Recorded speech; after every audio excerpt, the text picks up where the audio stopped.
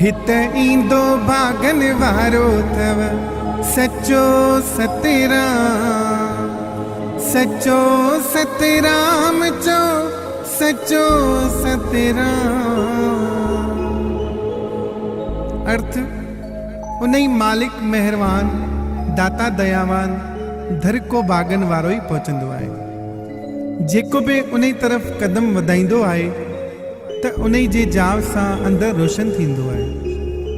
मक़सद दुनी साहिब जे हिन पद में सम्झायो वियो आहे त उन्हीं घट घट जे वासे अचंत अबनासी जो हमेशा सिमरन कंदा रहो ऐं जॾहिं उन्हीं मालिक तरफ विख वधाईंदा त तव्हांजी आत्मा शुद्ध थींदी, हिरदो पवित्र थींदो ऐं जॾहिं मन साफ़ थियो पोइ ॼण त हिन दुनिया में उन्हीं खां वधि को भागशाली आहे ई न।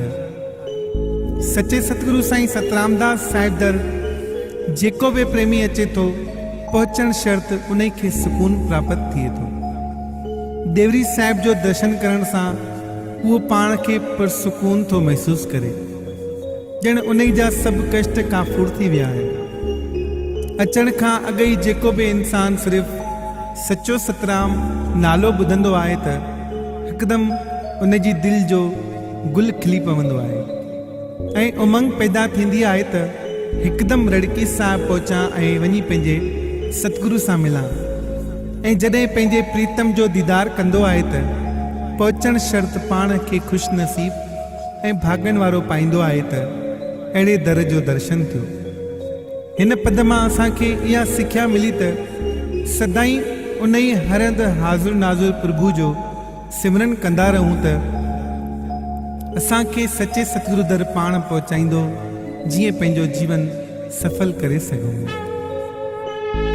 इहो नूरानी नूर थव सचो सतराम, इहो हाज़िरा हज़ूर थव सचो सतराम। अर्थ हर हंध उन्हीं हाज़ुर नाज़ुर प्रभु जो ही नूर बेकी रहियो आहे जेको सर्वव्यापी सिरजणहार आहे। मक़सद दुनी साहिब जे हिन पद में सम्झायो वियो आहे त ईश्वर हर हंध हाज़िर आहे, उहो सब कुछ ॾिसी ऐं पसी रहियो आहे। ही जान उन्हीं जो हिकु जलवो आहे। हर इंसान सचे सतगुरु जी मार्फत उन्हीं खे ई ॿाधाए रहियो आहे त हे मुंहिंजा मालिक, ही तन मन धन सभु तुंहिंजो आहे। इहा तुंहिंजी रहमत आहे जो ही इंसानी चोलो ॾिनो अथई त जीअं मां तुंहिंजो नाम जपे तो में ई समाइजी वञा। तूं त हमेशा सुख ॾींदड़ आहीं, जंहिं हाल में मूंखे रहाई तुंहिंजी मर्ज़ी आहे। छाकाणि त तूं हमेशा मूंसां गॾु आहीं, याने हाज़िर नाज़िर आहीं। इहो ई असांखे सचे सतगुरु खां पैगाम मिलियल आहे त हमेशा उन्हीं मालिक जे नाले ते चङाई करियो, उन्हीं खे हमेशा पाण सां गॾु सम्झो। जॾहिं ईअं सम्झंदा त कॾहिं बि का खता न थी सघंदी। इहो ज़ाहिरा ज़हूर थव सचो सतराम, सारी दुनिया में मशहूर थव सचो सतराम। अर्थ उन्हीं प्रभु ओंकार के सॼी दुनिया संभाले थी ऐं उन्हीं जी अजीब लीला ॾिसी ताजुब मां ख़ामोश थियो वञे, जो वॾाई करण जा वटसि लफ़्ज़ न आहिनि। मक़सद दुनी साहिब जे हिन पद में असांखे सम्झायो वियो आहे त इहो परम पिता परमेश्वर जेको सॼी सृष्टि जो रचींदड़ आहे, उन्हीं जा नज़ारा हर हंधि ॾिसण में था अचनि।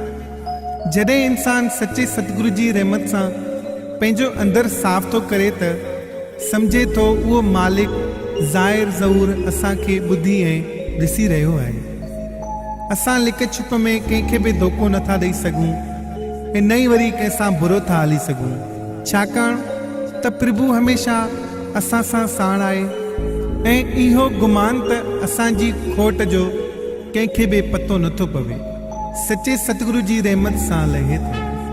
कंदो कष्ट काफूर थव सचो सतराम, कंदो ओलीअ मां सौली थव सचो सतराम। अर्थ इहो गिरधर गोपाल कृपा करे सहन शक्ति बख्शे हर मुश्किल आसान करे थो ऐं सहन जी शक्ति सां सब दुख दर्द जी भोगता खे कटे थो, जंहिं करे जीवन जे हर औखे मोड़ बि सवली थी पवे थी। मक़सद दुनी साहिब जे हिन पद में असांखे सम्झायो वियो आहे त सचो सतगुरु या ईश्वरी इंसान लाइ रहमत बणिजे थो। जेको बि उन जे नाम जो जाप करे थो त उन जा सभु कष्ट काफूर वांगुरु उॾामी था वञनि ऐं हू दुखी मां फिरी सुखी थो थिए। मिसाल मदे जी शहर जो सेठ भाई साबूमल जेको वॾो अमीर हुयो, तंहिंखे टीहण जो बुखार आयो ऐं उन ते केतिरो ख़र्च कयई पर फ़क़ीन फ़र्क़ु न कयो।